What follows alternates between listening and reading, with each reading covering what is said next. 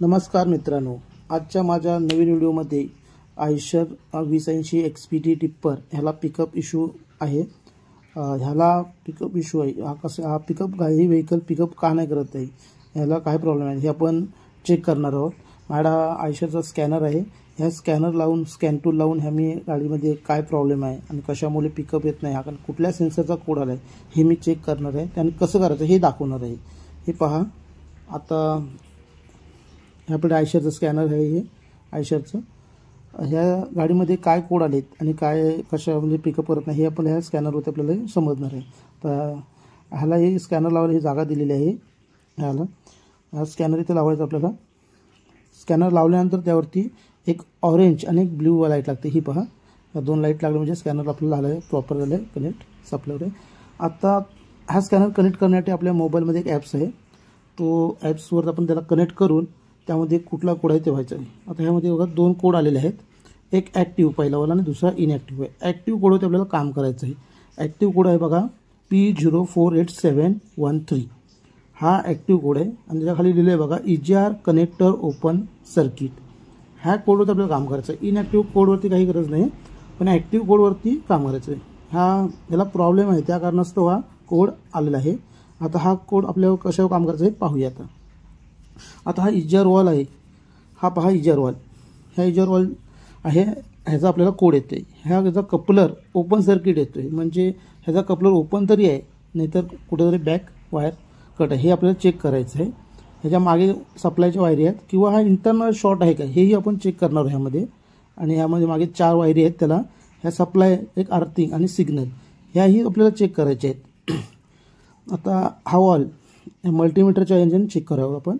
हा मल्टीमीटर पहा, तुम्हाला माहितीच आहे। ह्याच्यात 2 वायरी आहेत, एक ब्लॅक आणि रेड। ब्लॅक ही सप्लाय आणि ब्लॅक अर्थिंग आणि रेड सप्लायची, सो ह्या 2 वायरी आहेत। एक अर्थिंगला ब्लॅक लावायची, सप्लायला ही। आता ह्यामध्ये आपल्याला जर वायरिंगची कंटिन्युटी चेक करायची असेल तर आपला ह्यामध्ये ॲरो आहेत, ह्याला आपण कंटिन्युटी चेक करू शकतो, सप्लाय चेक करू शकतो। हा जो ॲरो आहे हा कंटिन्युटी चेक करायची असेल तर आपल्याला हा चिन्ह इथे बघा, चिन्ह दिलं आहे बझरचा, ह्या चिन्हावरती आपण हा फिरवून आणायचं आहे। त्याच्याने आपण फक्त कंटिन्युटी चेक करू शकतो, वायर ब्रेक आहे का, कुठं का सप्लाय येत नाही आहे का हे चेक करू शकतो। ह्याच्यावरती हे टच केल्यानंतर हा मल्टीमीटर वाचतो आणि त्याच्या खाली पॉईंट पण पडतात, पी असा आवाज करतं, म्हणजे ओके कंटिन्युटी ओके आहे।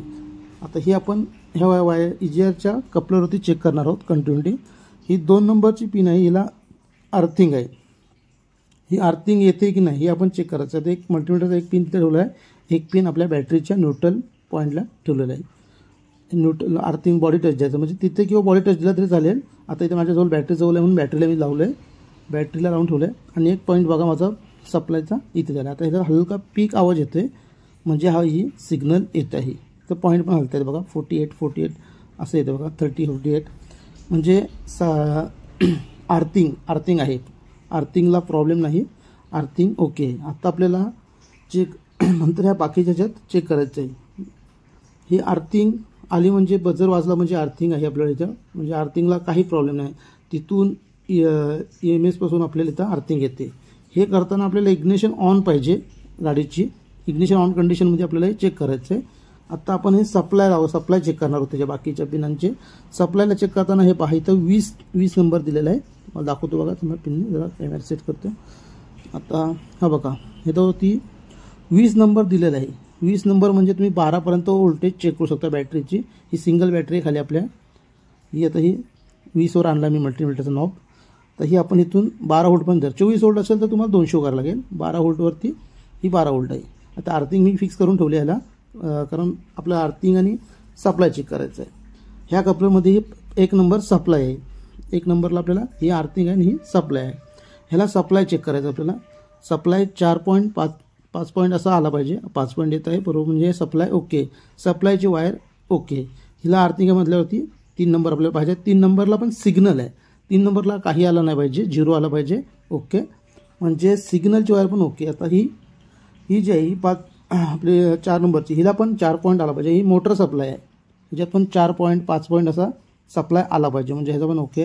आणि मला आजची आहे ती सिग्नल, मध्ये त्याला वायर नाही त्यामुळे नाही, ही मोटर सिग्नल आहे। ह्यालाही तुम्हाला मल्टीमीटरवर काही आकडा दाखवणार नाही, 0 दाखवणार. हे बघा 0 आहे, म्हणजे ह्या वायरिंगच्या ह्या इजरचा सप्लाय ओके आहे. म्हणजे वायरिंगमध्ये आपल्याला काही प्रॉब्लेम नाही. आर्थिंग सिग्नल सप्लाय येत आहे. फक्त इजर वॉल इंटरनल शॉर्ट झालेला आहे, ह्यावरती आपल्याला समजतं. सप्लाय येत आहे, वॉल काम करत नाही आहे, ऑपरेट होत नाही आहे. तो वॉल ऑपरेट झाला पाहिजे, हा ऑपरेट होत नाही आहे. त्यासाठी आपल्याला इजर वॉल हा नवीन टाकावा लागणार. इजर वॉल इंटरनल शॉर्ट झाल्या कारणास तो आपल्याला हा नवीन टाकायला लागणार आहे, कारण तो ऑपरेट होत नाही आहे. हा बघा इजर वॉलचा हे आहे तो इंटरनल. हा इलेक्ट्रिक इजर आहे, बाकी पूर्ण इजर कूलर म्हणतात त्याला. हा इलेक्ट्रिक आहे आणि हा वॉल आहे.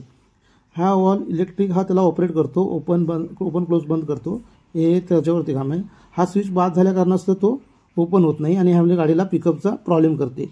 हा इजर आहे.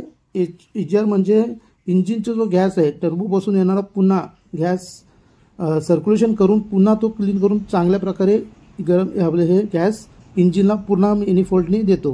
हे त्याचं काम आहे. हे आपल्याला चेंज केलं पाहिजे, नाही तर पिकअप प्रॉब्लेम करणार. आता हे नवीन इजर वॉल टाकलं आहे मी. आता हा पहा इजर वॉल नवीन फिटिंग केलं आहे त्याला मी.